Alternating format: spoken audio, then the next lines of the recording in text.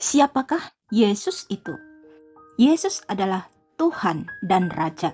Setelah kita tahu dan mengenal bahwa Yesus Kristus adalah juru selamat umat manusia, maka kita tidak boleh hanya berhenti di situ saja. Karena setelah kita dibebaskan dari dosa, dari iblis dan dari maut, maka kita sekarang sudah berada pada otoritas yang baru, yaitu otoritas Tuhan Yesus, yang artinya bahwa apabila kita menyerahkan diri kita di bawah otoritas Tuhan dan bertindak untuk mengucapkan firman-Nya dan taat akan perintah-Nya, maka kuasa Roh Kudus akan menopang segala perbuatan dan tindakan kita.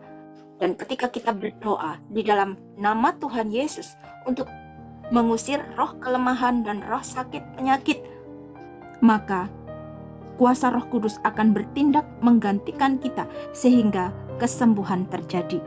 Seorang perwira Romawi yang membawai 100 orang tentara yang datang kepada Yesus, yang mengerti akan arti bahwa di dalam penundukan ada otoritas. Ketika perwira itu mendengar tentang Yesus, ia menyuruh beberapa orang tua-tua Yahudi kepadanya untuk meminta supaya ia datang dan menyembuhkan hambanya.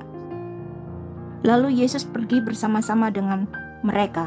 Ketika ia tidak jauh lagi dari rumah perwira itu menyuruh sahabat-sahabatnya untuk mengatakan kepadanya, "Tuan, janganlah bersusah-susah, sebab aku tidak layak menerima Tuan di dalam rumahku.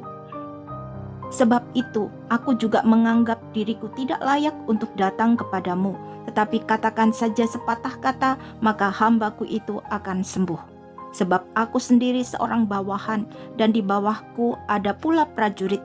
Jika aku berkata kepada salah seorang prajurit itu pergi, maka ia pergi, dan kepada seorang lain datang, maka ia datang. Ataupun kepada hambaku, kerjakanlah ini, maka ia mengerjakannya." Setelah Yesus mendengar perkataan itu, ia heran akan dia, dan sambil berpaling kepada orang banyak yang mengikuti dia, ia berkata, "Aku berkata kepadamu, iman sebesar ini tidak pernah aku jumpai, sekalipun di antara orang Israel." Dan setelah orang-orang yang disuruh itu kembali ke rumah, didapatinya lah hamba itu telah sehat kembali. Karena itu, tunduklah kepada Allah dan lawanlah iblis, maka ia akan lari daripadamu. Mendekatlah kepada Allah dan ia akan mendekat kepadamu. Tahirkanlah tanganmu, hai kamu orang-orang berdosa, dan sucikanlah hatimu, hai kamu yang mendua hati. Amin. Puji Tuhan.